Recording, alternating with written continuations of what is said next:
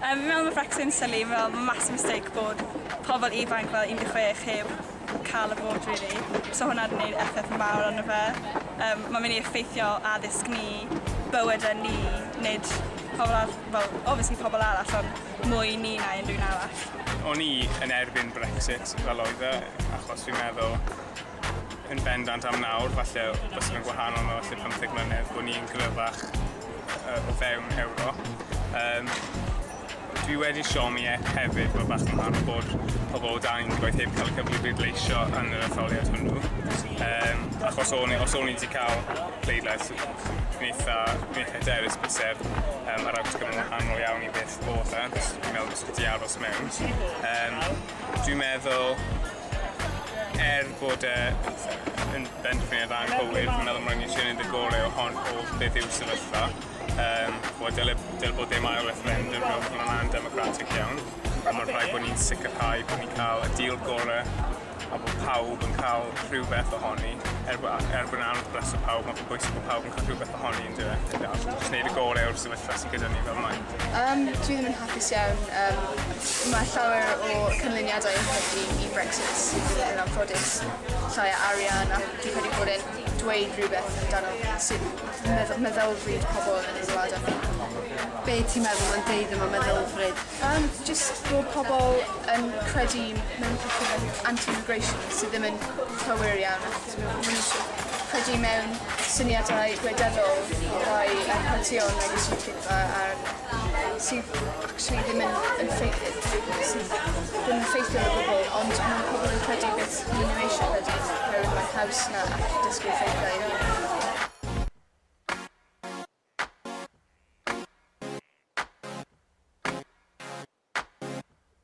Fi'n gyda'r genhedlaeth un am beidio siarad gyda'r genhedlaeth iau. Y sgwrs ges i rhwng fi a dyd ci ath yn eitha tanllyd a bod e ddim eisiau cymryd sylw o'r ffaith mae dyfodol fi o fe a mae marn ni ddylai fod yn cyfri. Mae'n neud i fi eisiau sicrhau bod llais fi'n cael ei glywed gwleidyddol hyd yn o'r un. Bydden ni o nawr lan byth yn breuddwydio peidio pleidleisio. Fi'n credu bod hwnna'r unig ffordd ar hyn o bryd sy'n ffordd i gan llais ni mas na, a mae'n neud fi eisiau bod mewn byd gwleidyddiaeth 10 gwaith mwy.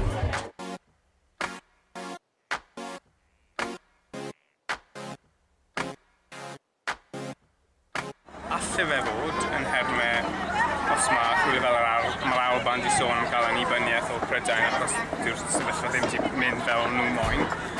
Dwi'n poeni falle bydde rhywbeth o hwnna'n digwydd i Gymru bod fi ddim rili'n sicr os dwi o blaid neu'n erbyn annibyniaeth dros Gymru eto. Ond yn hermau newid beth yw mi alle fe newid yna rhywbeth os chi'n edrych ar Plaid Cymru maen nhw'n eisiau sicrhau bod Cymru'n cadw'r arian sydd gyda nhw gan San Steffan. Mae hwnna'n rhywbeth falle sy'n mynd i newid a dwi'n poeni sy'n bach ynglyn â hynny i'r ffaith bod Cymru falle mynd i cael ei tylu'r ochr sy'n bach yn hermau sefyllfa arian o San Steffan. Ond eto mae hwnna'n rhywbeth da ni ddim yn mynd i wybod tan bod yn digwydd yn so ond mi all fe newid. Ydy, yn sicr.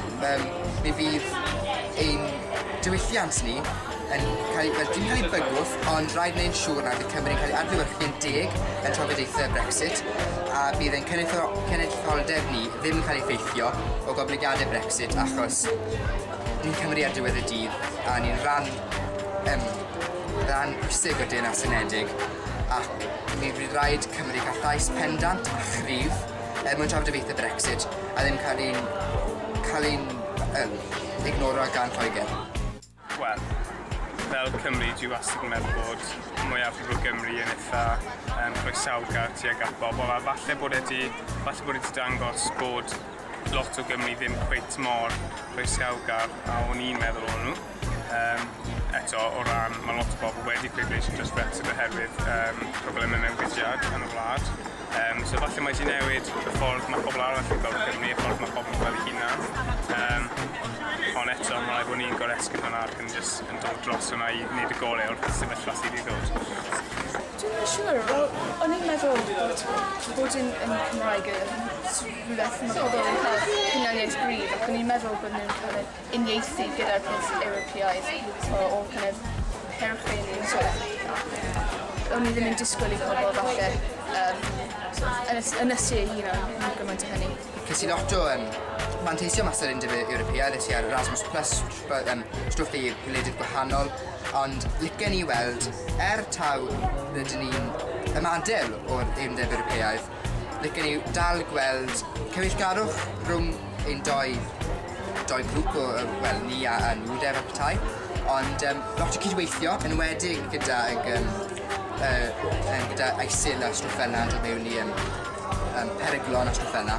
Ond i'r dyfodol nawr, edrych er mwyn yn ffyrdd positif. Na beth sy'n rhaid cael pwysleisio yw dim tawn economi a hwn, ond rhaid bod yn positif neu wel gewn ni ddim o'r dil gorau sydd. So.